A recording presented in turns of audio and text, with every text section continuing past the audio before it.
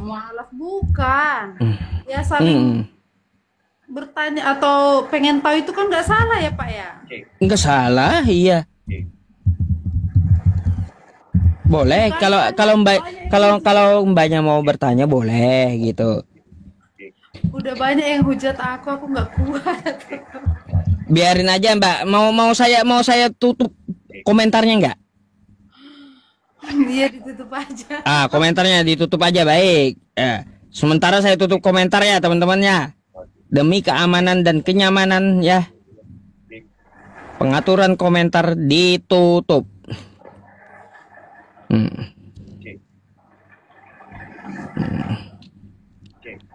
Tuh kan banyak langsung yang ini aku. Kayak gimana sih cara nutupnya? Peraturan Pengaturan apa lagi? Pengaturan komentar. itu dipilih hidupin atau matiin. Gitu ya. Nah, biarkan ya mereka. Biarkan. Silahkan.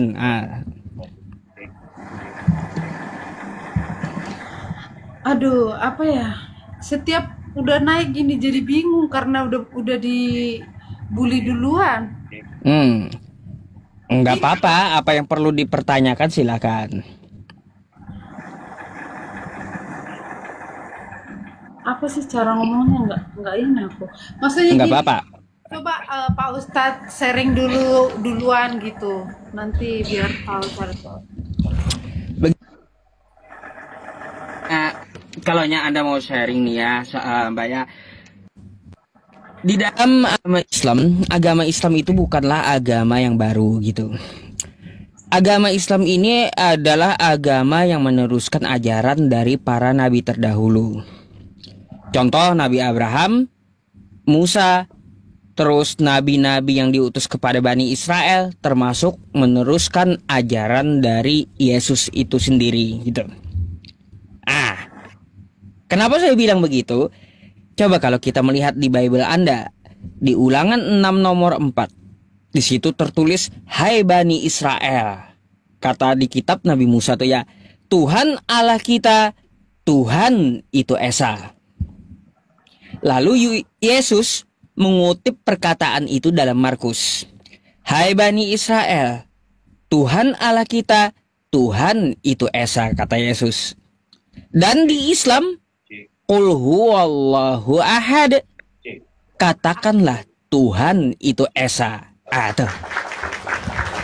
Jadi Islam ini bukanlah agama yang baru, tapi Islam ini sebenarnya adalah agama yang memang sudah dibawa oleh para nabi pada zaman dahulu gitu. Hanya saja syariatnya berbeda-beda gitu. Tapi satu suara mereka, satu suara, yaitu apa? Katakanlah Tuhan itu Esa. Gini Mbak. Terus kalau kita, ya? Syarikat itu kayak maksudnya ikatan apa gimana? Gimana? Syarikat itu apa? Syarikat, syirik, syarikat.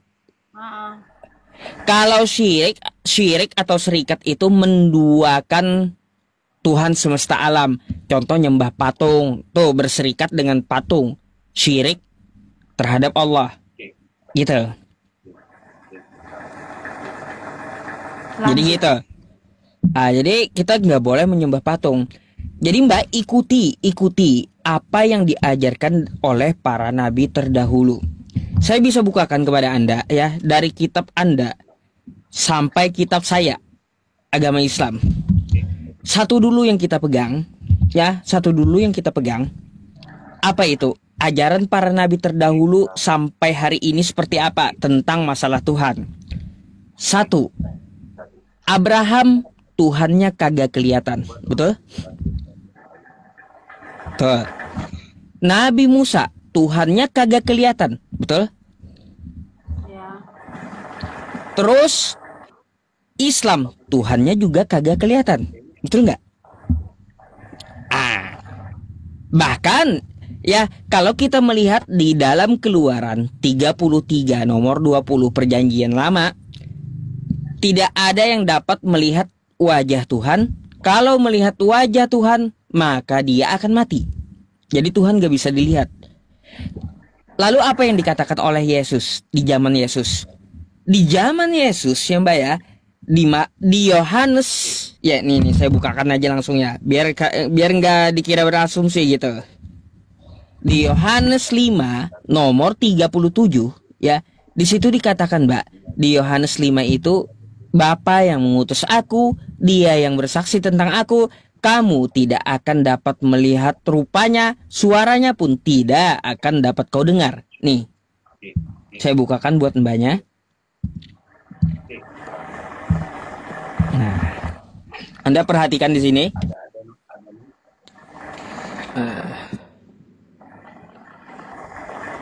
Bentar ya.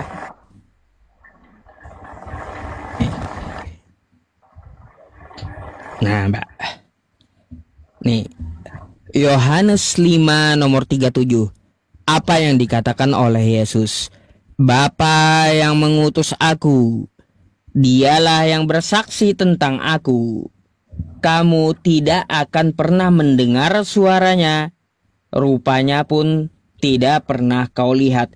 Jadi Tuhan itu nggak akan kelihatan gitu Mbak. Sama dengan Al-Quran nih ya. Al-Quran Al 103 nih ya, saya bacakan buat Anda khusus. La tudrikuhul absor wa huwa yudrikul absor. Tidak dapat dijangkau oleh penglihatan mata. Jadi satu hal dulu, para nabi itu menyembah Tuhan yang tidak kelihatan gitu. Dipegang dulu. Itu yang disampaikan oleh para nabi. Jadi kalau ada Tuhannya yang nongol, ya Mbak ya, ada Tuhannya yang nongol, maka ini udah dapat dipastikan bukanlah Tuhan gitu. Karena apa? Karena kalau dia nongol, itu akan hilang kemahaannya. Mbaknya percaya nggak?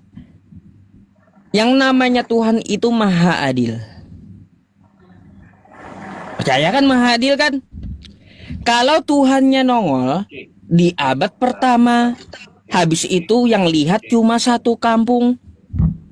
Lalu di tahun 2025 kita kagak lihat Tuhan itu lagi. Tuhannya nongol cuma di abad pertama, di satu kampung. Hanya sebagian manusia yang melihat di kampung saat itu. Kita di tahun 2025 nggak bisa melihat lagi bagaimana fisik Tuhan dengan mata kepala kita. Di sini artinya apa? Menandakan bahwa Tuhan yang turun di abad pertama itu tidak adil. Lepas mahanya udah.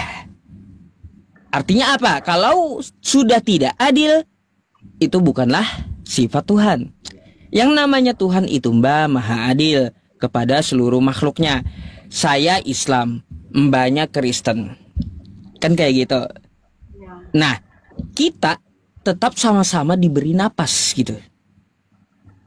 Meskipun Anda Kristen, saya Islam, kita sama-sama bisa menghirup napas. Kan gitu. Itu Tuhan yang adil. Tidak pandang agama dia. Ya kan? Tapi dia memberikan keadilan seluruh makhluknya. Nah, gitu. Jadi, Tuhan yang kagak kelihatan, kira-kira agamanya apa gitu. Coba kita lihat. Ya, coba kita lihat di Indonesia. Ada 6 agama. Konghucu ada patungnya. Hindu ada dewanya. Buddha ada patung tokoh Budanya. Kan gitu. Terus apa lagi? Katolik atau Kristen yang Mbak anut ada simbol salibnya, betul nggak? Ya. Nah, berarti kalau yang bersimbol-simbol seperti itu, ya, yang apalagi Tuhannya sampai kelihatan turun menjelma, waduh Mbak, itu bukanlah Tuhan, bukan Tuhan para nabi. Karena kalau Tuhan itu tidak kelihatan, itu berarti Tuhan yang adil. Coba bayangkan, sejak zaman Nabi Adam sampai nanti kiamat, dia tidak akan menunjukkan kepada manusia bagaimana zatnya gitu. Jadi adil dia kepada seluruh manusia. Nggak ada yang dapat melihat dia dari manusia ini. Sesuai yang dikatakan Yesus, sesuai yang dikatakan Quran tadi. Betul nggak? Nah, itulah Tuhannya para nabi. Jadi Tuhan yang kagak kelihatan, Tuhannya umat Islam. Gitu. Makanya saya bilang Islam ini bukan ajaran yang baru, tapi ajaran yang dibawa para nabi terdahulu. Gitu. Coba Mbak gini Mbak, kalau Tuhan kelihatan berubah jadi manusia. Ini saya dengan Anda ya. Coba mari kita berpikir ya. Kita berpikir. Kita ini manusia, Mbak juga manusia, betul? Iya. Nah, kalau kita makan nasi, kira-kira pantas nggak? Maksudnya makan nasi gimana? Kita makan nasi putih. Iyalah. Iya, karena kan memang makanan kita tuh nasi ya. Pantas kita makan nasi, betul? Ya. Nah, kalau kita makan kotoran, pantas nggak kira-kira kita makan kotoran sebagai manusia? Ya enggak lah, itu kan kotoran. Kotoran kan nggak pantas kan bagi manusia, betul? Begitu juga bagi Tuhan, Mbak. Nggak pantas Tuhan itu sampai dikandung manusia. Gak pantas Tuhan itu sampai jadi bayi. Gak pantas Tuhan itu sampai diperanakan. Gak pantas Tuhan itu sampai disusui.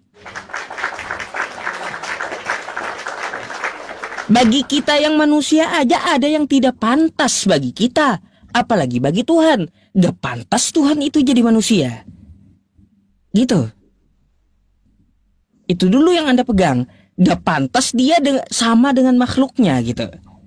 Kalau kita melihat di perjanjian lama ya di kitab Anda bilangan 23 nomor 19, Tuhan bukan manusia. Allah bukan manusia. Kayak gitu Mbak Dewi. Jadi satu hal yang kita pegang dulu ya, bahwa Tuhannya para nabi kagak pernah kelihatan. Oke? Iya Pak. Nah, sekarang kita merujuk ke Bible. Kita ke Bible ya, Mbak ya. Ke Bible. Sengaja ya saya tutup komentarnya dulu biar Anda fokus. Ini saya jelaskan, tolong diperhatikan ya, agar Mbak Debbie juga bisa mengambil videonya nanti dan mempelajarinya gitu ya. Begini Mbak ya, saya akan bawakan melalui Bible Anda dan Al-Quran saya. Kita komparasi ya, bagaimana ajaran para nabi terdahulu. Kira-kira Mbak, saya mau tanya dulu, adakah atau pernahkah Yesus menyuruh Anda untuk beribadah di gereja hari Minggu?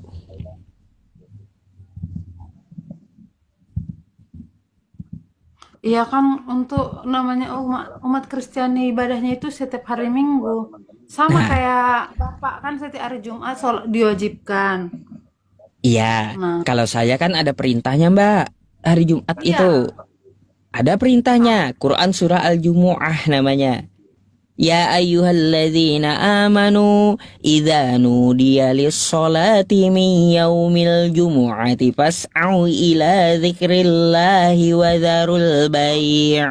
Hai orang-orang beriman, apabila kamu diserukan untuk sholat Jumat, ada kami perintahnya. Sekarang coba cari di Bible Anda. Adakah Yesus Ada pernah gitu menunjukkan Anda beribadahlah ke gereja? ada titah keempat, titah Kristen itu kan ada 10 tuh. Nah, Oh, keempat, titah 10 hukum Taurat. iya. Di hari Itu juga akan saya bahas itu kali kan ini sama Mbak. Ya. iya, hari peristirahatan dan tidak dibolehkan bekerja atau Oh, itu hari ini. Sabat. Oke. Iya, Nih. untuk ibadah Kristen hari ke-7 kan hari Minggu. Nah, Baik. jadi Jadi gini Mbak, ya. Kalau di Kristen, Yesusnya tidak pernah menyuruh, "Hei Kristen, hai Mbak Debbie, pergilah kau ke gereja." Gak ada. Gak ada. Gak akan pernah Anda temui firman Yesus seperti itu. Sekarang gini. Jadi kita ikuti ya apa yang diajarkan oleh para nabi di kitab Anda dan apa yang diajarkan oleh para nabi di kitab saya. Satu dulu tadi kita dapat poinnya bahwa Tuhannya para nabi tidak kelihatan dengan mata. Gimana kita mau melihat dengan mata, Mbak? Mata kita lihat telinga aja kagak bisa. Coba Anda tanpa cermin, ya. Anda tanpa cermin, bisakah Anda melihat telinga Anda yang di samping? Kan nggak bisa. Artinya mata kita terbatas. Alih-alih mau lihat Tuhan kan gitu. Mikirlah di situ. Ya, ini saya akan bawakan nih buat Mbak dan tolong diperhatikan nih ya Mbak ya. Saya tutup kamera dulu. Mari kita ke ajaran para nabi. Kejadian 24 nomor 52 Mbak. Ini kitab Anda, Alkitab Sabda ya. Oke. Ketika hamba Abraham itu mendengar perkataan mereka, sujudlah ia sampai ke tanah menyembah Tuhan. Oke? Abraham di sini sujud menyembah Tuhan. Betul? Kira-kira di Indonesia ini yang ibadahnya Mbak tahu itu sujud, agamanya apa? Kristen. Kapan Kristen ada sujudnya? Katolik. Kapan Katolik ada sujudnya? Ada. Kalau hari Minggu mereka itu kayak apa ya bahasanya? Aku pun Nih sujud kayak gini. Gambar sujud. Kalau mereka, oh apa bahasa Indonesia yang mersinggangnya? Oh bukan kayak gitu, sujudnya kayak cara duduknya gitu, tapi nggak sujud ke sini kayak langsung ada tempat duduknya gitu. Kalau ini Mbak ya nih, sujudlah ia sampai ke tanah. Betul? Artinya kan gambarnya kayak gini. Sampai ke tanah. Kira-kira yang kayak gini agama apa di Indonesia yang mengerjakan kayak Nabi Abraham?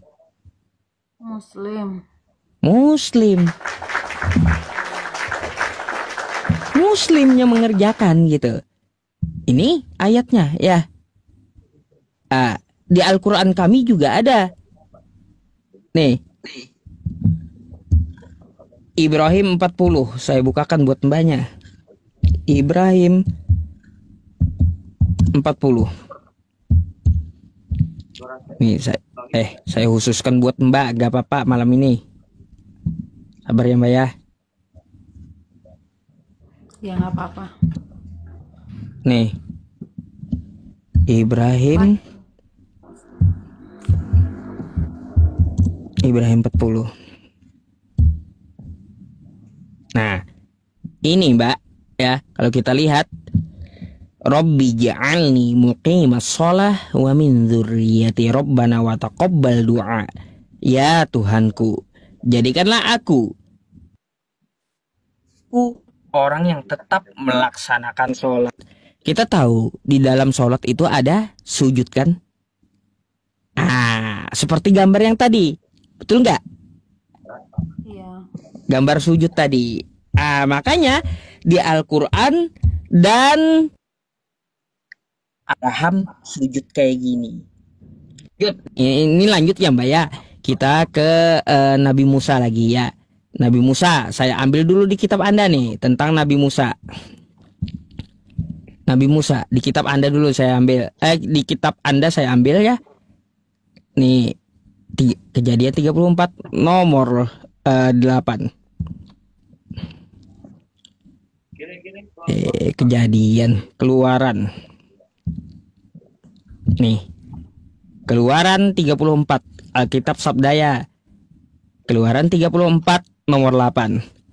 Segeralah Musa berlutut ke tanah. Oke? Lalu sujud menyembah. Lagi-lagi kayak Ibrahim tadi, betul nggak? Nabi Musa. Nabi Musa sujud kembali ke tanah. Nih, sujud kayak gini ya. Nabi Musa. Nih ayatnya, Anda bisa lihat Keluaran 34 nomor 8. Bisa Anda lihat di kitab Anda, Nabi Musa sujud. Lalu di Al-Quran kami ada juga. Nih, Toha 14. Nih, Innani anallah la ilaha illa ana fa'budni wa aqimis salata li dzikri. Nih, sesungguhnya aku ini adalah Allah, tidak ada Tuhan selain aku, maka sembahlah aku dan dirikanlah sholat untuk mengingatku lagi melakukan sujud. Di Quran kami, Nabi Musa sujud. Nah, setelah zaman Nabi Musa, Nabi siapa lagi, Mbak? Ezra ada? Ezra, baik. Nabi Ezra juga sujud, Mbak. Ya. Nih.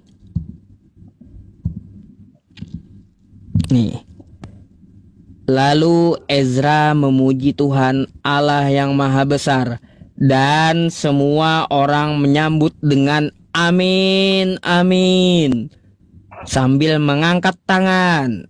Mengangkat tangan. Kira-kira ibadah siapa yang sambil mengangkat tangan ucapkan amin, Mbak? Kristen. Kapan Kristen ngucapin angin amin? Bisa. Nih. Gini. Ucapan amin itu ya di saat lagi beribadah. Nih, iya. Bentar.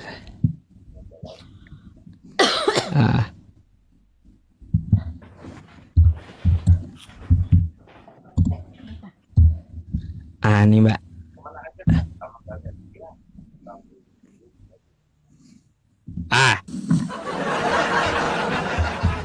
Nih, kata Ezra tadi, ya. Lalu Ezra memuji Tuhan Allah yang Maha Besar, dan semua orang menyambut dengan amin, amin.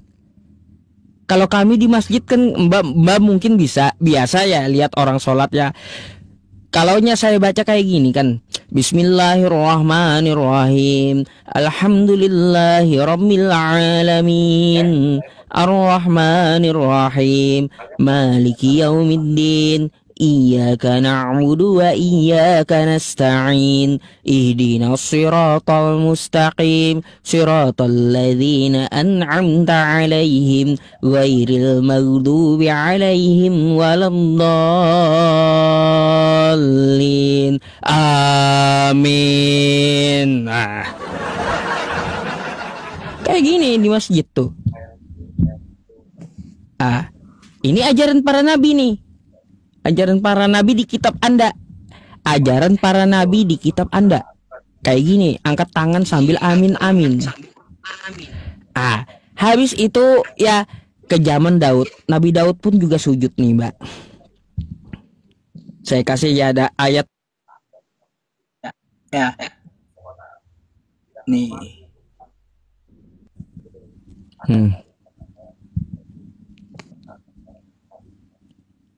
Nah, kemudian berkatalah Daud kepada segenap jemaah itu, pujilah kiranya Tuhan, kata Daud, Allahmu. Maka segenap jemaah itu memuji Tuhan, Allah nenek moyang mereka. Kemudian mereka berlutut dan sujud kepada Tuhan. Ya, betul? Lalu zaman Yesus, ya, zaman Yesus nih. Zaman Yesus pun juga sujud kepada Tuhannya, Mbak. Nih. Kalau Anda mau tahu, Yesus punya Tuhan dan dia juga sujud kepada Tuhannya. Nih. Kalau mau Mbaknya saya kasih tahu. Nih ya. Nih. Matius 26 nomor 39. Maka ia maju sedikit, lalu ia sujud. Lagi-lagi sujud kayak gini. Yang seperti gambar tadi. Lalu ia maju sedikit, lalu Yesus sujud kayak gini dan berdoa. Tuh. Ya. Jadi Mbak, sujud yang kayak gini ya, yang sujud yang kayak gini,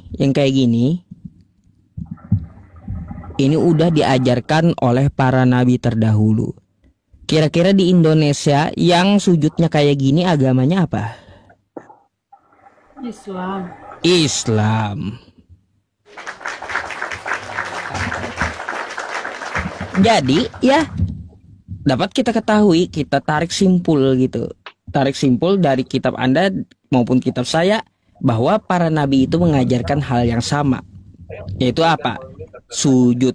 Innama yu'minu bi ayatina alladzina idza dzukkiru biha kharru sujjada wa sabbahu bihamdi rabbihim wa hum la yastakbirun. Apabila mereka diingatkan dengan ayat kami, maka mereka akan bersujud menyungkur dan mereka tidak menyombongkan diri. Jadi yang ibadahnya sujud hanya umat Islam. Gak ada para nabi itu Mbak menyuruh kita itu untuk apa? Untuk joget-joget, jingkrak-jingkrak. Gak ada.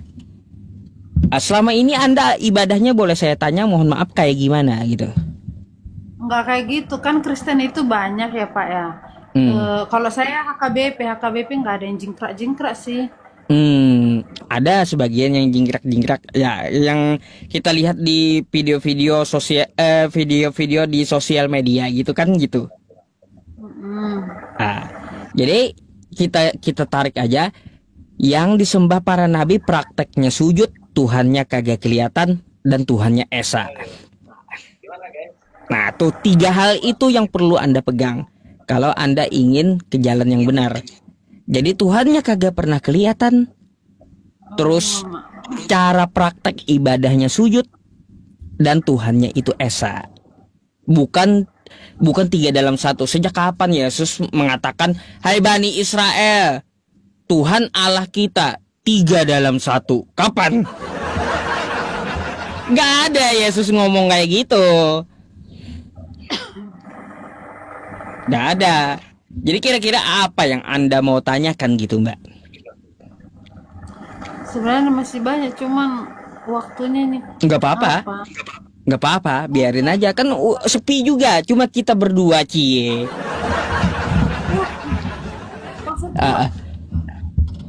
Aku masih pengen sharing gitu, tapi ada sedikit bentar dulu kerjaan. Boleh lah.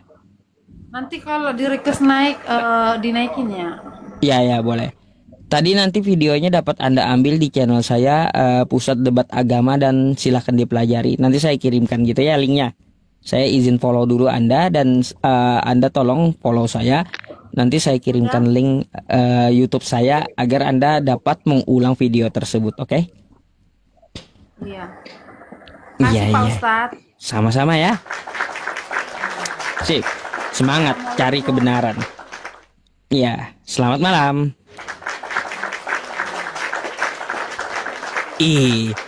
Apa kalian? Hah? Menang banyak saya kan? Hostnya menang banyak. Apa kalian? Gak bisa komen kalian ya?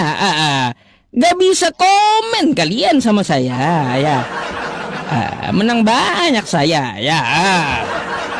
Ayo, gak bisa komen kan kalian ya? Kalau kenapa cuma saya? Karena bisa bikin bininya marah-marah gitu ya.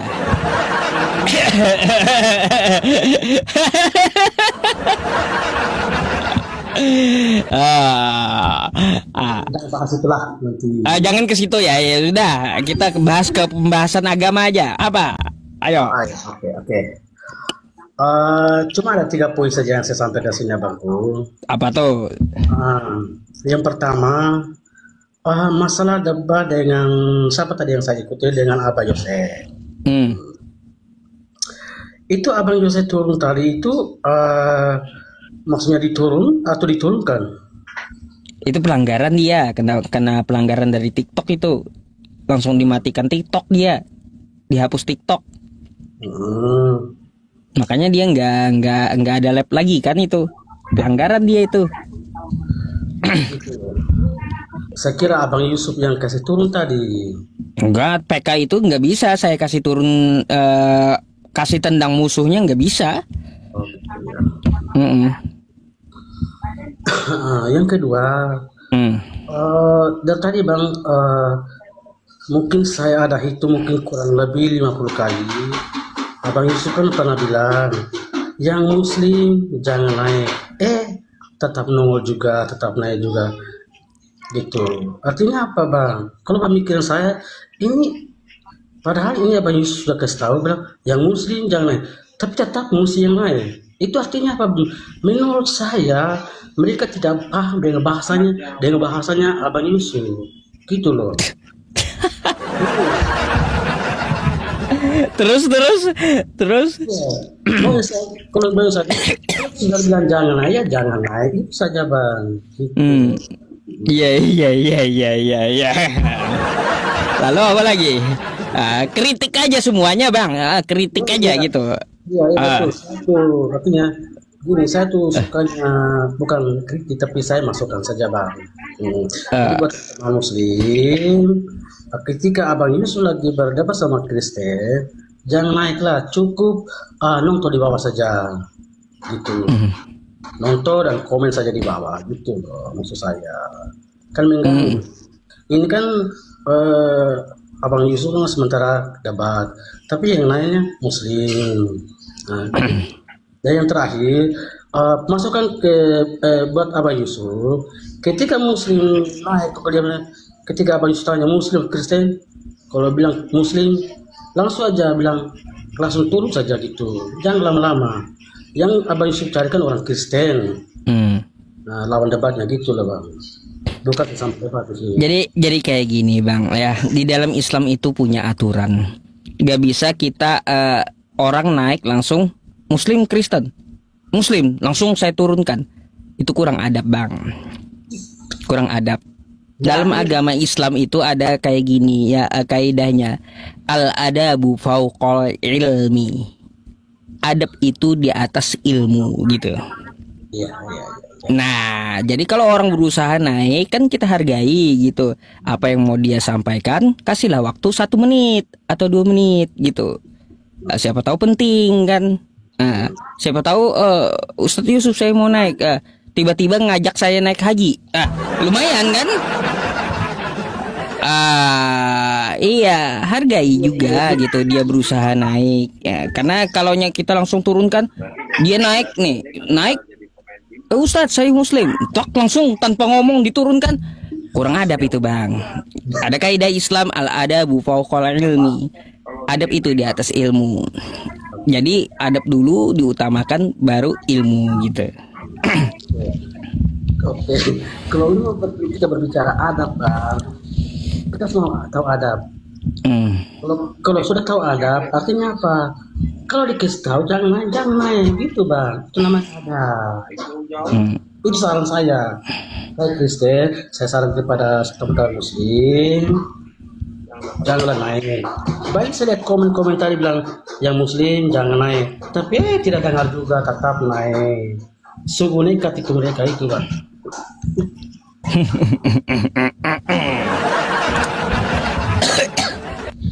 Iya bang ya, karena gini ya, banyak orang berilmu tapi nggak beradab. Banyak. Kagak usah di sosial media gitu ya. Di kehidupan saya yang nyata pun orangnya harat top, bacaan Quran bagus ya kayak gitu. Adabnya kurang. Nggak semua orang yang berilmu itu beradab. Gitu. Jadi makanya ada kaidah al adabu fauqal ilmi kan gitu. Sekarang saya boleh tanya? Boleh bang. Jangan yang susah-susah katanya. Menurut Anda bang, iblis gimana? Artinya begini bang, ini ini tema pernah, kalau saya tidak salah pernah diangkat juga. Hmm. Abang setuju mana gitu? Gara-gara tema ini kan Edis sama Bom Bom tuh lagi cakar-cakaran tuh ya. Edis sama Oki cakar-cakaran juga dia. Elia Myron sama Bom Bom ya cakar-cakaran juga gara-gara ini. Habis itu Agatha sama Bom Bom cakar-cakaran juga gitu. Sob Katul Almayat kejang-kejang nyakar Bom Bom. Banyak kali bang gara-gara tema ini gitu. Yang saya bawakan. Kira-kira mana yang betul? Penyalipan itu rencana iblis kah? Atau rencana Bapa yang di surga kah? Mana coba? Nah, itu maksudnya gini. Apa jawabannya di situ? Dengan jawabannya si Bom Bom itu. Kalaunya Edis menjawab betul, penyalipan itu rencana iblis. Beda lagi Bom Bom. Bukan karena iblis penyalipan itu, tapi karena kehendak Bapa yang di surga, kata Bom Bom. Mana yang betul? Atau jangan-jangan kayak gini ya, iblis dan Bapa adalah satu. Bahaya kan nanti iblis dan Bapa adalah satu. Begini Pak,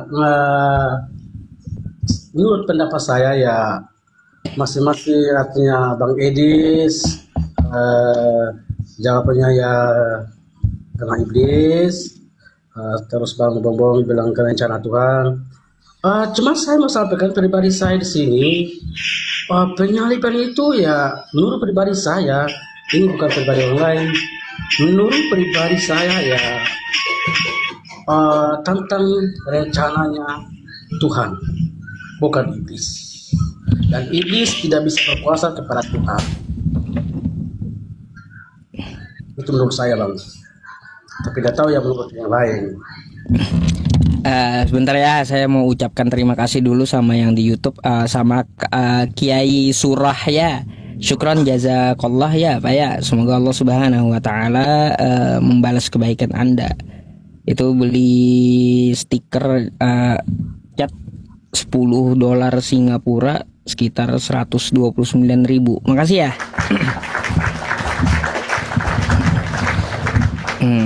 Oke. Jadi begini bang, ya. Bang. Ya bang, yang. Kira-kira kalaunya kita melihat Edis dan melihat Bom Bom, kira-kira mana yang benar gitu? Ya kalau soal itu saya tidak tahu, karena mereka punya pemikiran masing-masing, punya tafsiran. Pemikiran abang kayak gimana? Seperti saya bilang tadi bang, penyaliban Yesus adalah rencana Allah atau rencana Tuhan. Berarti Anda ikut Bom Bom. Saya nggak ikut siapa-siapa bang. Itu pendapatnya Bom Bom. Kalaunya dari Tuhan. Beda dengan Edis. Kalau menurut Edis bukan dari Bapak. Kalau yang mengakui penyalipan itu dari Bapak, kata Edis orangnya. Nah, kata Edis. Kayak gimana rekamannya ada kok? Berarti Anda orang-orang ini nah, kata Edis ya. Penyalipan itu dari iblis, kata Edis. Ya itu kan katanya dia bang. Lah, kan dia pakai ayatnya toh. Iya. Yohanes 8:42 sampai 44. Ditambah Yohanes 13 nomor 2 tuh. Ada juga dia argumennya, berdata juga sesuai dengan kitabnya isinya. Jadi kalaunya saya di sini lebih dukung Edis teman-teman ya. Karena waktu berdiskusi sama saya dia ngakuin ya saya dukung gitu, dan saya pun sepakat gitu ya, bahwa penyalipan itu rencana iblis gitu, dan Edis pun mengiyakan, mengaminkan gitu ya teman-teman. Betul kata Edis, penyalipan itu dari si jahat, dari iblis gitu.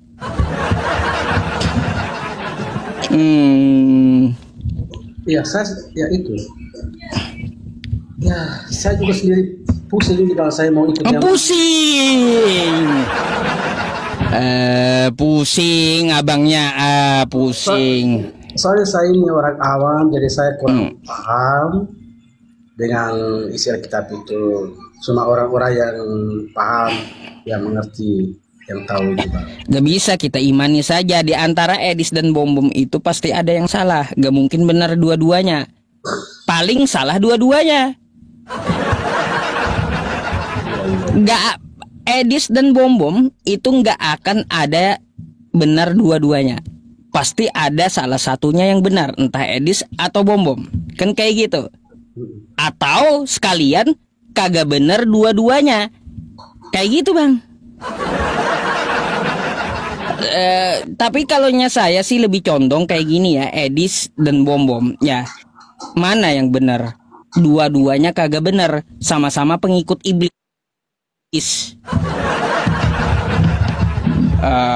Gitu. Jadi menurut abang ini, jadi versinya Bang Edis yang betul. Kalaunya itu ya, versinya Edis ya, kata Anda, apakah saya sepakat? Saya hanya membacakan yang tertulis di Yohanes 13 nomor 2. Yesus, iblis membisikkan rencana ke dalam hati Yudas. Gitu. Awal mula biang keroknya penyalipan, awalnya tuh rencana dari iblis.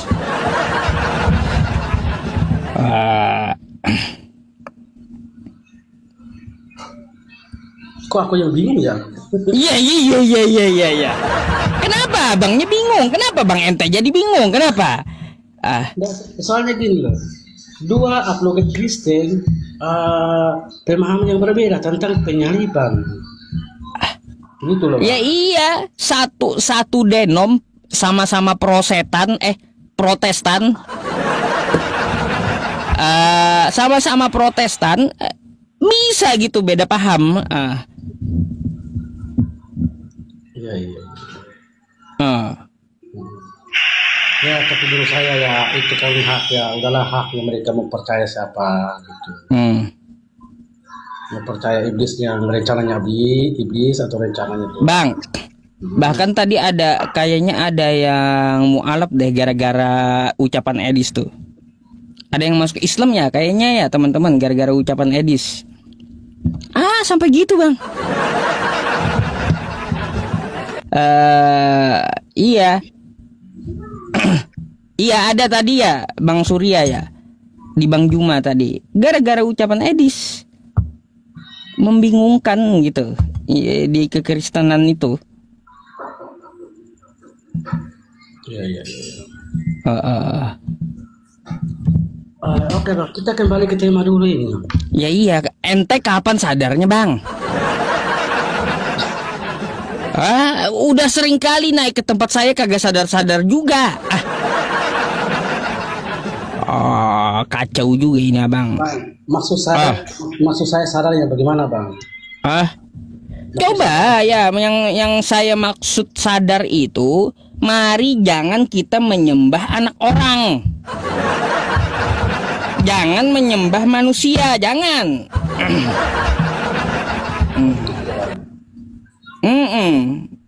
Ngapain nyembah anak orang? Ngapain nyembah manusia? Gak waras itu. Oke. Bang, saya mau kasih satu tantangan buat abang. Apa tuh? Satu ya. Satu saja tantangan saya buat abang. Kalau abang Yusuf, maksudnya, kalau abang Yusuf bisa kalahkan Edis TV, saya siap mengalah, Bang. Tapi kalau abang Yusuf tidak bisa mengalahkan Bang Edis, saya tetap Kristen. Itu saja tantangan saya. Dan saya mau, Bang, terbukanya begini. Abang Yusuf yang undang Bang Edis naik drone. Kalau Bang Edis kalah, saya siap mengalah. Tapi kalau Abang Yusuf kalah, ya saya tetap Kristen. Itu tantangan saya buat Abang Yusuf. bentar dulu Bang ya. Saya tanggapi pernyataan Anda itu ya. Jadi begini Bang ya. Yang namanya debat itu bukan masalah cari kalah atau cari menang gitu. Terus tolak ukur menang atau kalah itu apa gitu dalam diskusi? Gitu. Nggak jelas di situnya. Karena diskusi itu bukan cari kalah, bukan cari menang. Kalaunya kalian mau cari menang sama saya lebih baik ngaku duluan saya kalah gitu. Gak usah debat, kan gitu. Jadi nggak terjadi perdebatan. Kalaunya di depan, Anda mau cari menang, mau cari kalah, silahkan kau menang, saya mengalah. Gak perlu kita berdebat. Artinya begini Bang, saya punya pemahaman. Ketika yang kalah, berarti itu yang salah. Standarnya gini, standarnya menyatakan ini kalah, ini menang itu seperti apa? Ya karena kalah berdebat tadi Bang. Siapa kan ini kita mau cari tahu kebenaran yang sesungguhnya, siapa yang benar, siapa yang tidak benar. Ketika dia menang debat itu artinya apa? Itulah yang benar. Iya, jadi tolak ukur menang ini kayak gimana gitu tolak ukurnya? Tolak ukur menang itu kayak gimana gitu loh. Saya teman-teman ya jujur ya, berdiskusi 8 tahun nggak pernah saya cari menang atau kalah, itu nggak pernah gitu loh. Kamu kalah debat samaku, atau yang kemarin kamu kalah debat samaku. Karena apa yang kita bicarakan itu adalah pembelajaran untuk kita Bang, bukan untuk cari menang cari kalah. Kalau cari menang cari kalah main game aja, kagak usah diskusi. Nah itu poinnya Bangku.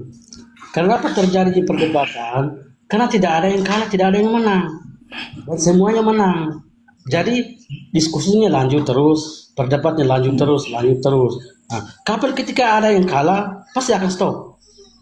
Begitu Bang. Karena ini yang tidak ada yang mengalah, ya lanjut terus diskusinya begitu terus. Ujung-ujungnya apa? Ujung-ujungnya saling menghina, saling menghakimi sesama. Itu Bang menurut saya. Enggak, kalaunya di Islam ada rambu-rambunya Bang. Enggak, jangan salah Anda ya. Di Islam itu banyak rambu-rambunya. Tindak tanduk kita itu diperhatikan setiap detik, setiap saat itu. Jangan salah, itu di dalam agama Islam, tindak tanduk kita, apa yang kita kerjakan setiap detik, itu ada catatannya. Hebat kan Tuhannya umat Islam? Bayangkan.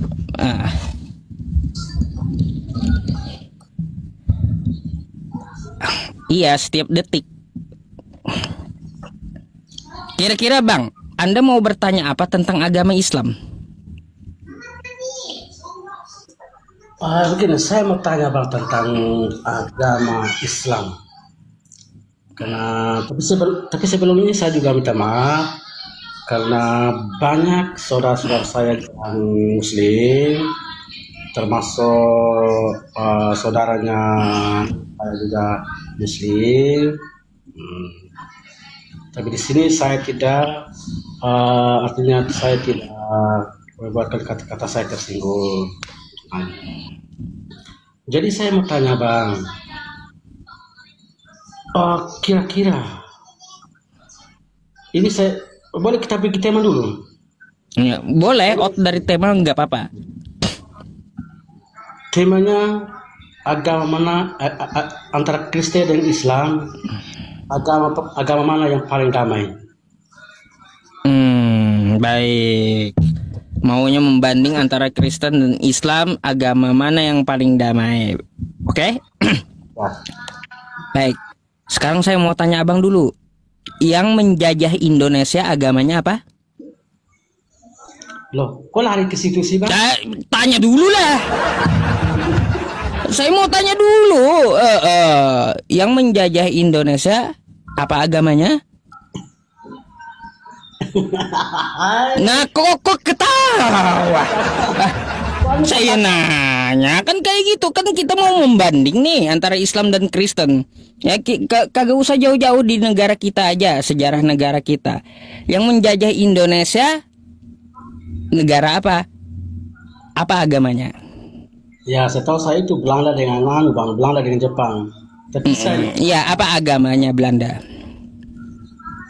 ya kalau yang sekarang itu ya saya tahu itu Kristen Bang. Ya Kristen.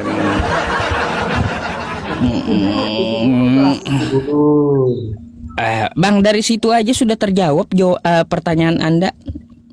Kristen itu bukan cinta damai, tapi menjajah gitu. Itu udah jawabannya simpel kan? Gak perlu kita banyak bacot gitu untuk berdebat gitu. Contoh di negara kita aja gitu ya. Yang menjajah negara kita agamanya apa? Kristen gitu. Itu sudah membantah apa yang Anda pertanyakan.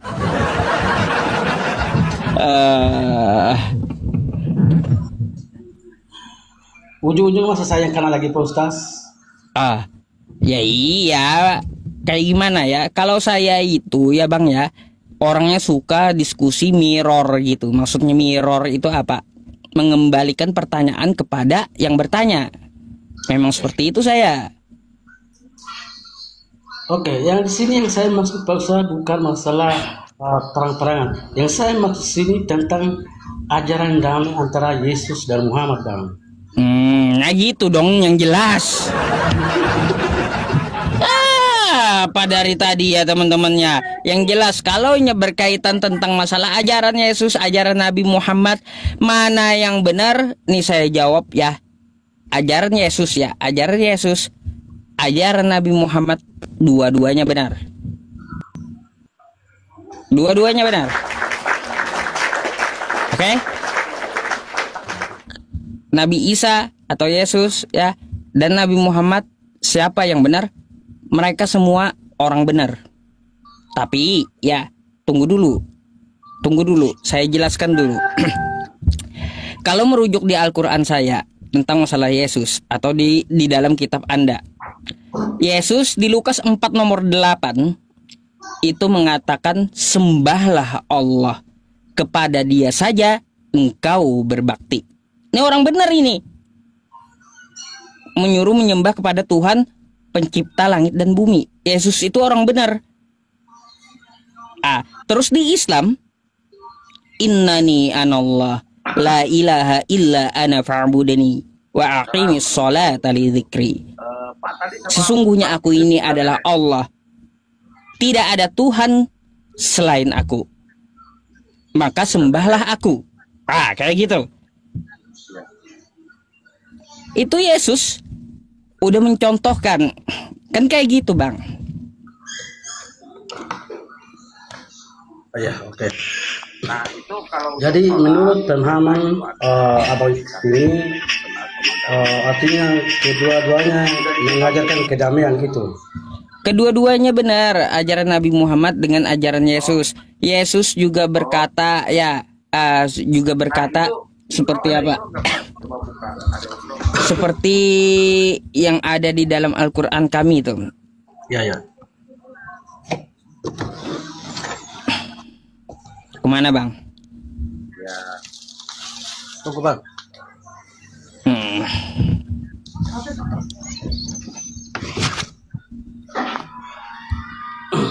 Baik. Kalau untuk masalah ajaran dari Yesus, Tuhan itu Esa, kata Yesus. Maka Nabi Muhammad pun juga menyerukan, hai umat Islam, Tuhan itu Esa. Qul huwallahu ahad. Katakanlah Allah itu Esa.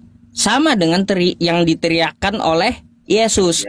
Hai Bani Israel, Tuhan Allah kita, Tuhan itu Esa. Dia mengutip Ulangan 6 nomor 4. Selaras gitu dengan Islam. Jadi ajaran Nabi Muhammad dan ajaran Yesus ya sama-sama mengesahkan Tuhan. Itu orang benar semuanya. Dua-duanya orang benar gitu. Yang kagak bener ini ya selepas ditinggal oleh Yesus, lalu ya ada menurut si A, menurut si B, menurut si C. Dapat berita dari si A, dapat berita dari si B, dapat berita dari si C. Lalu dikanonisasi, dijadikan satu kitab suci.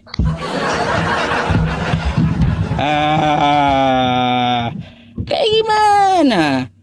Oke bang, ketika kedua tokoh ini antara Yesus dan Muhammad mengajarkan tentang kebaikan dalam artinya tentang membawa kedamaian kepada pengikut-pengikutnya. Seperti itu kan tujuannya. Nah, lalu saya mau tanya bang, ajaran Muhammad membuat, artinya membawa damai. Ajaran seperti apa yang membawa kedamaian? Jadi gini bang ya, Nabi Muhammad itu kan memang ada ayatnya, wa ma arsalnaka illa rahmatan lil alamin. Tidak kami utus engkau ya Muhammad kecuali untuk rahmat semesta alam, kan kayak gitu. Lalu dalam perjalanan sejarah beliau seperti apa ketika beliau berdakwah kan, sampai ke tangan saya Islam ini, ke tangan saya memeluk agama Islam, kan kayak gitu ya. Jadi panjang itu ceritanya. Nah, selama perjalanan itu ya, sesuai sosial dan budayanya, di sana suku-suku itu sering berperang. Dan dulu memang zaman perang gitu. Gitu bang. Nah makanya kan ada peperangan dalam sejarah Muslim. Contoh perang Badar, perang Uhud. Jadi memang dulu zaman peperangan gitu. Jadi yang namanya di Al-Quran, bunuhlah kalau kamu ketemu pancung lah, itu di medan perang, bukan di Indonesia. Kalau seperti itu saya terapkan di Indonesia, Anda hari ini kagak bisa diskusi sama saya. Udah hilang palanya, kan gitu. Nah, catat itu. Jadi ada konteksnya bang ya, kita memahami ayat Al-Quran itu, di mana ayat itu digunakan untuk di medan perang. Sebabnya kenapa diturunkan kan kayak gitu. Bukan berarti perangilah orang kafir. Nanti di kampung saya kalau ada yang Kristen ini saya cari aja. Bukan kayak gitu. Menggunakan ayatnya kayak gimana? Bukan kayak seperti itu, ditelan mentah-mentah gitu. Enggak, ada ilmunya untuk memahami Al-Quran. Gak sembarangan Al-Quran itu bang. Makanya kitabnya sempurna kata Allah. Wa tammat kalimatu rabbika sidqan wa adla la mubaddila li kalimatihi wa huwas samiul alim. Tuh. Sungguh telah sempurnalah kalimat Tuhanmu yang mana di dalamnya mengandung kebenaran dan keadilan. Tidak akan ada yang dapat mengubahnya. Sesungguhnya Allah Maha mengetahui.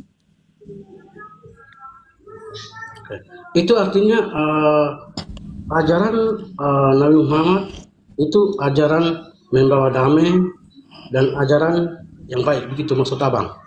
Ya iyalah, semua di dalam Islam itu diajarkan bang ya, sampai kita nih hukum waris, hukum nikah, semuanya diajarkan oleh Nabi Muhammad.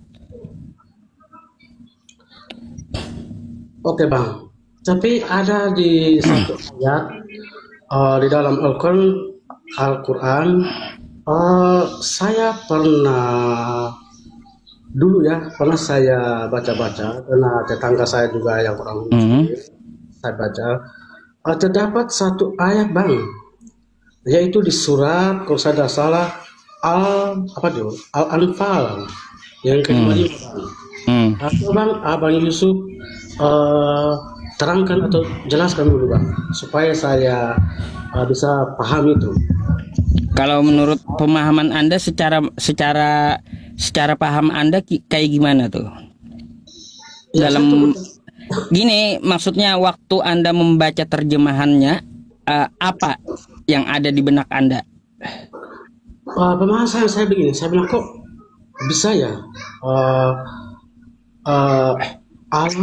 Allah menurunkan wahyunya kepada Nabi Muhammad, kok bunyinya begitu?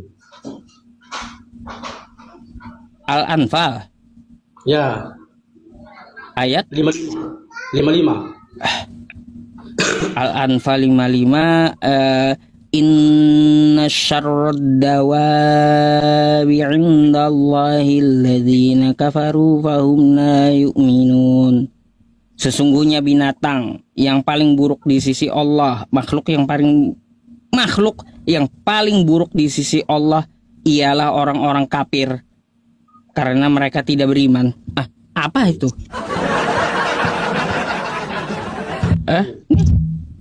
Al-Anfal salah ayat atau kayak gimana? Bagaimana menurut Abang?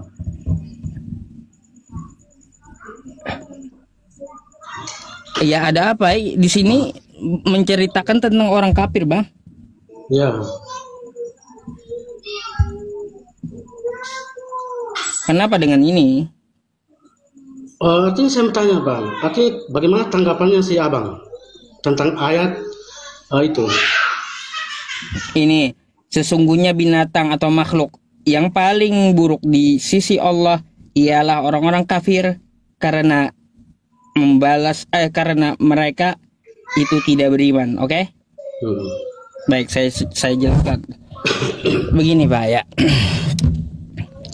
Kenapa orang kafir disebut seburuk-buruknya makhluk? Karena tempatnya kekal abadi di dalam neraka jahanam nanti. Kayak gitu. Berkaitan tentang ini ada juga di dalam Quran surah Al-Bayyinah ayat ke-7, ayat ke-6 dan ke-7 gitu. Di ayat ke-6, innalladzina kafaru min ahlil kitabi wal musyrikina fi nari jahannam khalidina fiha ulaika hum syarrul bariyah. Sesungguhnya orang-orang dari ahli kitab dan orang-orang musyrik akan masuk neraka jahanam dan mereka kekal selama-lamanya di dalam sana. Ulaika hum syarrul bariyah. Mereka itulah seburuk-buruknya makhluk. Kenapa Allah menyebut seburuk-buruknya makhluk? Bang, kita ini apa nih? Manusia. Betul? Betul. Baik. Abang dan saya sama, betul? Betul sama. Bang, kita ini ya punya dahi, betul ya? Betul. Punya 2 tangan? Betul. Punya 2 kaki? Betul. Bang, saya mau tanya, monyet ada dahinya nggak? Ada Bang? Ada. Tangannya ada 2 nggak? Ada. Ada. Kakinya ada 2? Ada. Ada 2. Apa yang membedakan kita manusia dengan monyet? Manusia diciptakan, didesain oleh Allah Subhanahu wa Ta'ala dengan sempurna. Laqad khalaqnal insana fi ahsani taqwim. Sungguh kami ya yang menciptakan kamu dalam keadaan sempurna.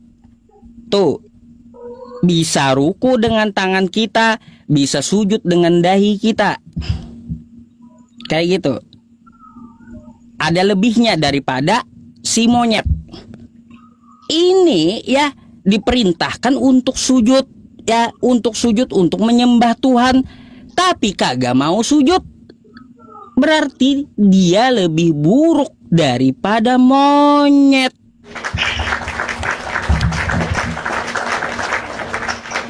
Udah dikasih sempurna tubuh manusia, bisa ruku, bisa sujud gitu. Tapi nggak mau sujud gitu. Yang dicontohkan oleh para nabi. Nabi Abraham sujud. Kejadian 24 nomor 52. Terus Nabi Musa juga sujud. Keluaran 34 nomor 8. Terus Nabi Daud juga sujud. 1 Tawarik 29 nomor 20. Terus Ezra juga sujud. Nehemia nomor 4 sampai 8. Nomor 4 nomor 8. Yesus juga sujud di Taman Getsemani. Matius 26 nomor 39. Islam juga sujud. Al-Baqarah 43. Wa aqimus shalah wa atuz zakah warka'u ma'ar raki'in. Dan ya, dirikanlah salat, sujudlah dan rukuklah beserta orang-orang yang rukuk. Gitu.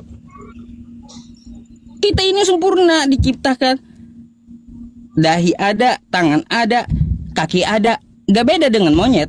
Yang membedakan kita diciptakan untuk menyembah Allah. Kalau Anda kagak mau menyembah Tuhan semesta alam, maka Anda yang diciptakan sempurna lebih buruk daripada monyet. Gitu. Ya, ya. Tapi oke Bang, kita kembali kepada satu ayat tadi Bang. Di sini sesungguhnya binatang yang paling buruk di sisi Allah adalah orang-orang kafir yang tidak beriman kepada Allah. Itu artinya apa? Menurut pandangan saya, berarti ini orang Kristen yang tidak beriman kepada Allah dan Islam, itu artinya orang binatang Bang. Artinya kami ini disamakan dengan binatang. Itu pandangan yang diajarkan oleh Allah kepada Nabi Muhammad. Baik, ya. Dawab sesungguhnya makhluk. Lihat konteks ayatnya Bang. Inna syarrad dawabi. Ya makhluk, bukan cuma binatang saja, seluruh makhluk gitu. Kenapa? Itu perbandingan antara manusia dengan binatang yang dimaksud. Makanya kan saya tadi bandingin kita manusia dengan monyet. Itu makna ayatnya. Gitu. Tapi di sini Bang dikatakan orang kafir karena mereka tidak beriman. Iya, sesungguhnya binatang makhluk yang paling buruk di sisi Allah ialah orang-orang kafir. Ya. Karena mereka tidak beriman. Gitu. Ya. Apa bedanya orang-orang kafir dengan binatang? Sama-sama tidak punya iman gitu. Ya. Orang yang beriman itu hanya orang yang berakal Bang.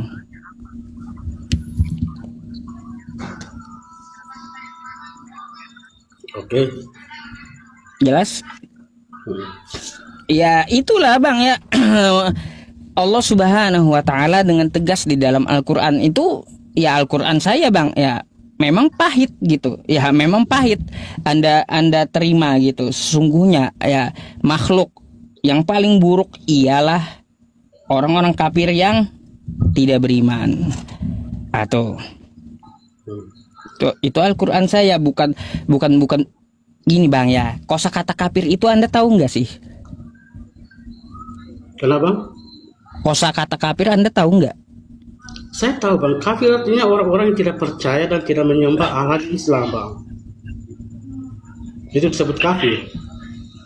Gini Bang, yang dimaksud kafir adalah orang yang menutup hatinya dari Allah dan Rasulnya, yaitu Nabi Muhammad.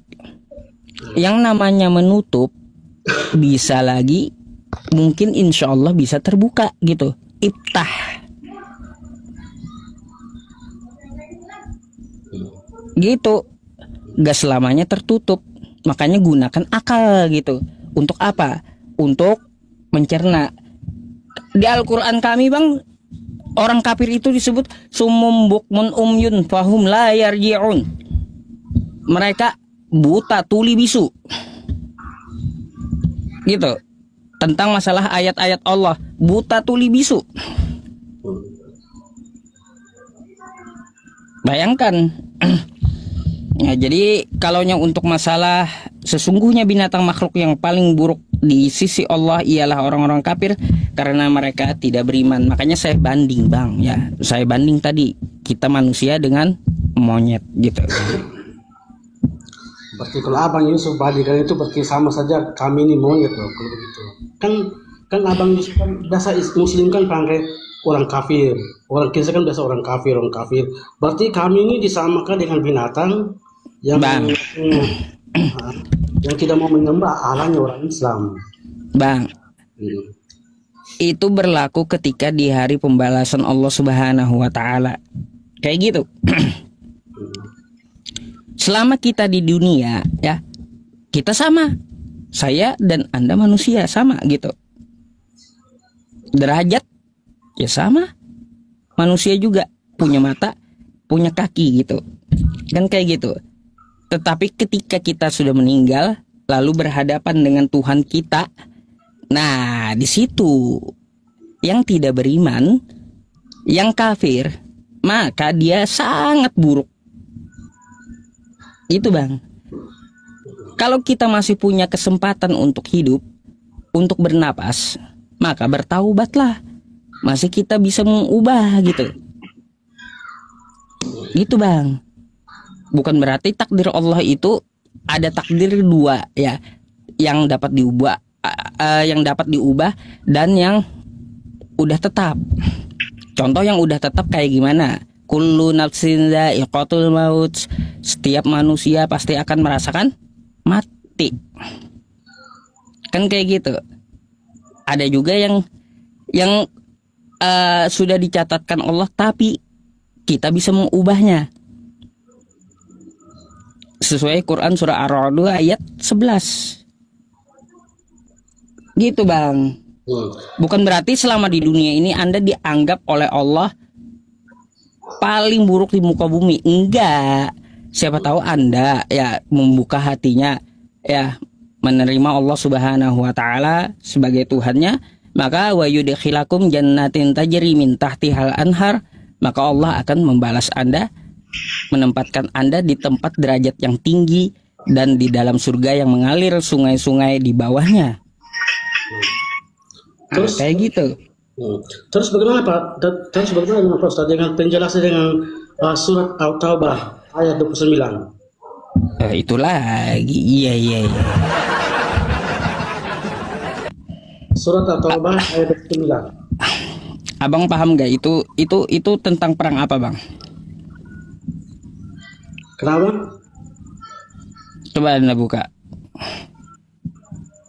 Coba abang baca.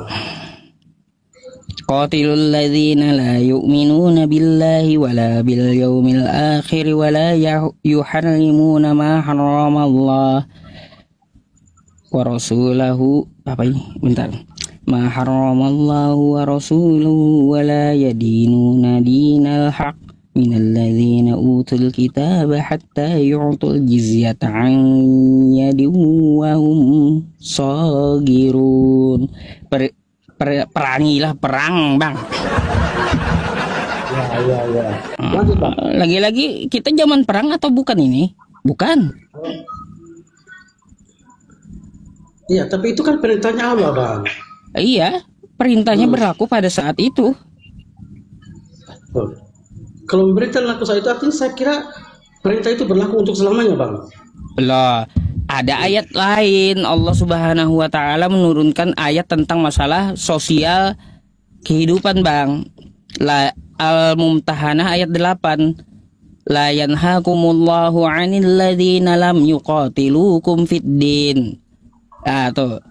Allah tidak melarang kamu untuk berbuat baik kepada Kristen ya. Berbuat adil kepada Kristen, berbuat baik kepada Kristen ya. Selama Kristennya tidak memusuhi agama Islam. Tuh, beda kan? Kalau jangan bedakan lah ya ayat-ayat perang, ayat perang yang di masa lalu dengan kehidupan sosial, nggak nyambung gitu. Makanya ada di Al-Quran itu namanya ilmu ulumul Quran gitu bang. Ilmu untuk mengupas Al-Quran. Banyak tuh cabang ilmunya. Ada 16. Gak sembarangan kitab Al-Quran itu. Menurut pemahaman saya bang, dari Taubah ayat 29 itu, perangilah orang-orang kafir. Itu apa? Itu perintah langsung loh dari Allah Iya. sendiri. Itu waktu perang apa? Anda tahu nggak? Dan pemahaman saya itu perintah itu ya berlaku untuk selama-lamanya, bukan pada saat Oh, enggak berlaku selama-lamanya. Berarti itu artinya cuma setengah-setengah Alkitab gitu, Bang? Bukan setengah-setengah, itu kan sejarah zaman dulu. Waktu perang Tabuk. Oke?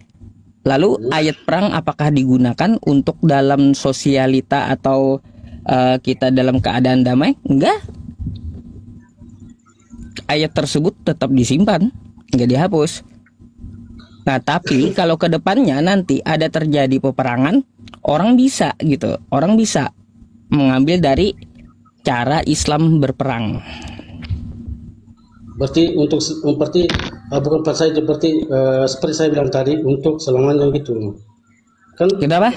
kan seperti saya bilang tadi, berarti bukan berlaku cuma saat itu, artinya berlaku untuk selamanya. Ya, firman Allah Subhanahu wa taala itu selamanya, Bang, berlaku.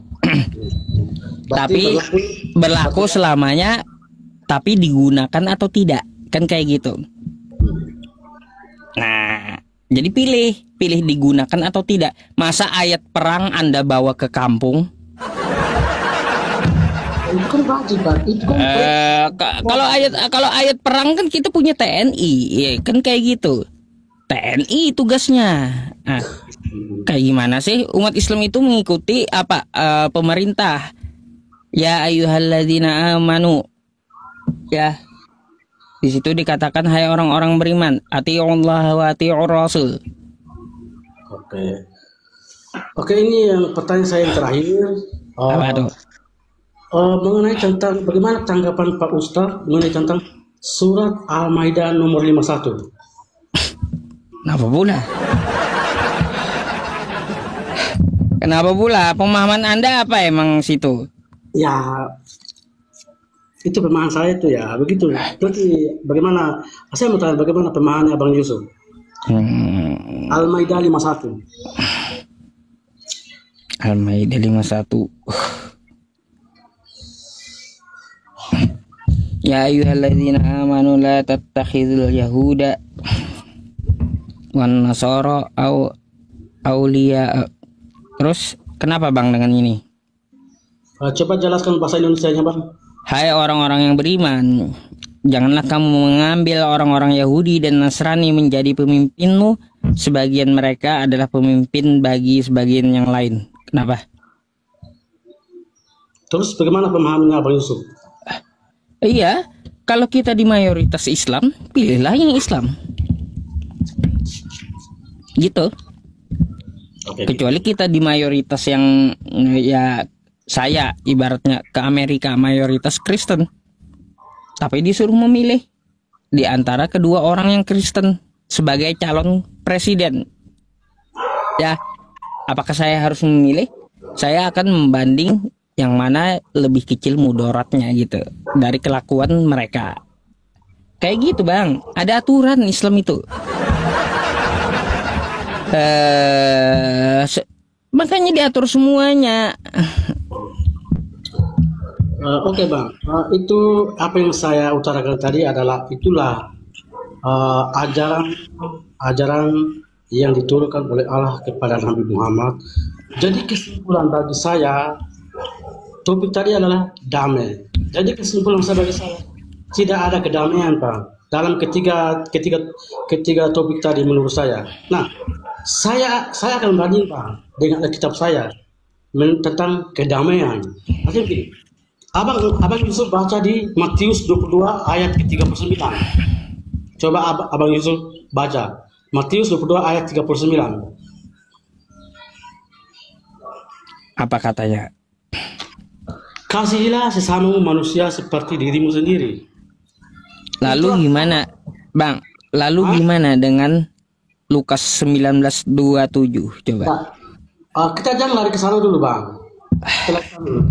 Yang saya bahas ke sini adalah Matius 22 ayat 39, yaitu kasihilah sesamamu manusia seperti dirimu sendiri. Artinya apa? Yang diajarkan oleh Yesus Kristus kepada Kristen, kasihilah sesama manusia seperti baik mau agama apapun, negara apapun, tetap kami kasihi. Kami tidak memusuhi. Baik. Gitu Bang. Nah, lalu saya pertanyakan ayat ini sama Anda. Nih. Lukas 19 nomor 27. Akan tetapi ya,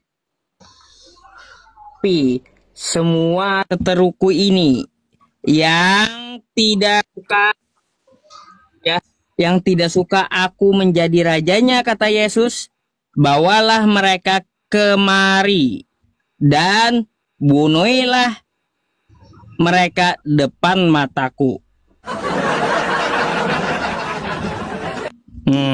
Ini damainya di mana ini, Bang? Ya, Yesus menyuruh seret orang, lalu di hadapannya Yesus harus dibunuh.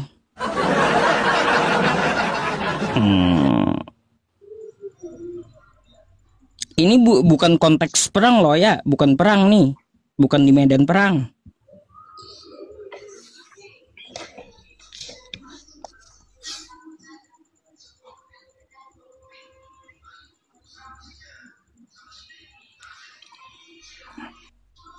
Gimana? Kenapa diam? Jelaskanlah.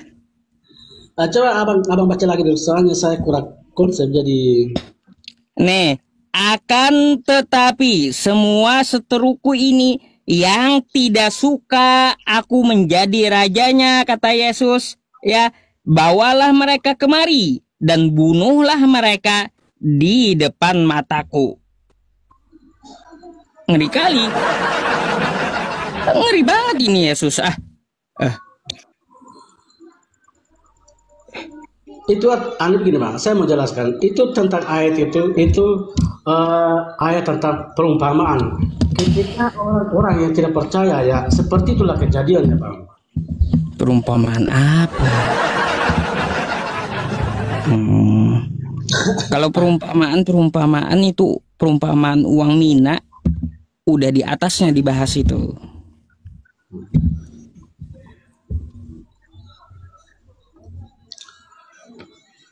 Gimana tuh dengan ayat itu? Mau lagi?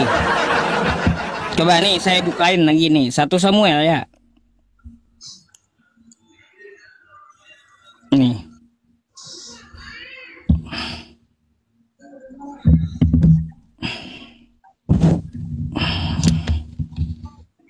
Nih.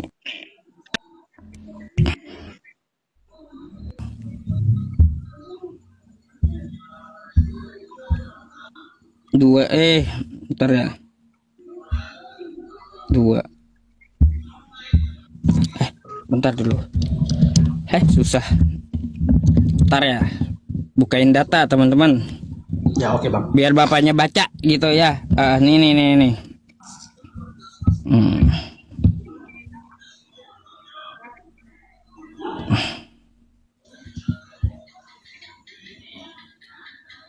1 Samuel 15:3 nih.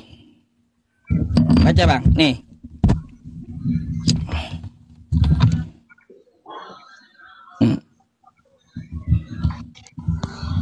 Apa katanya? Jadi pergilah sekarang, ya. Kalah. Tumpaslah segala yang ada padanya. Dan jangan ada belas kasihan.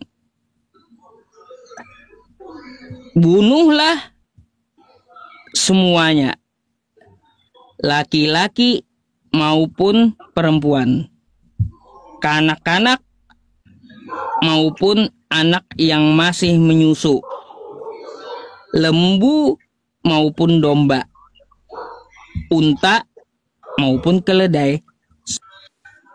Yang kagak salah pun kena. Apa ceritanya teman-teman? Bayi yang kagak punya salah juga kena gitu. Aduh, lebih serem Bang. Itu perintahnya siapa Bang? Aduh. Yesus bukan.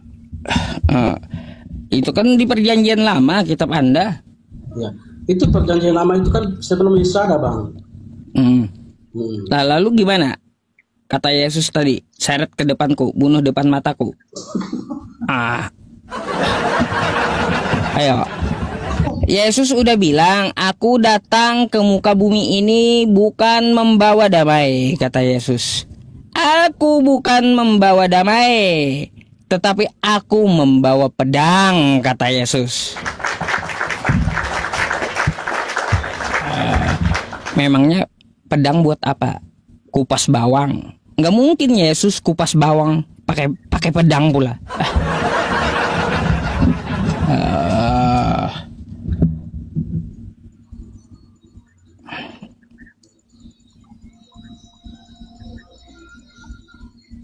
Ada lagi? Saya kira itu dulu, Bang. Iya. Macet Bang Iwannya macet ya.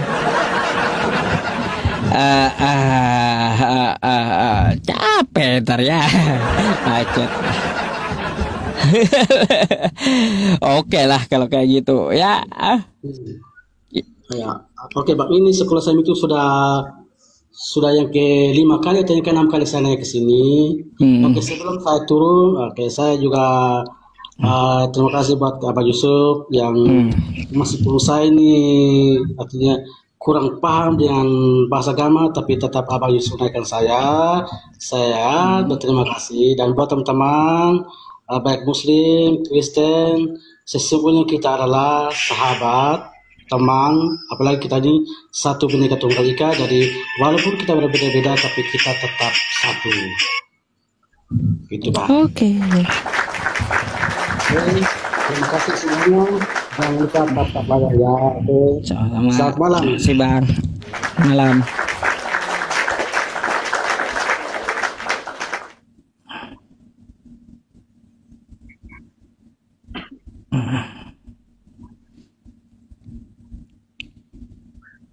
Iklan dulu. Iklan dulu. Kebetulan saya haus ini, mau ambil air putih dulu ya.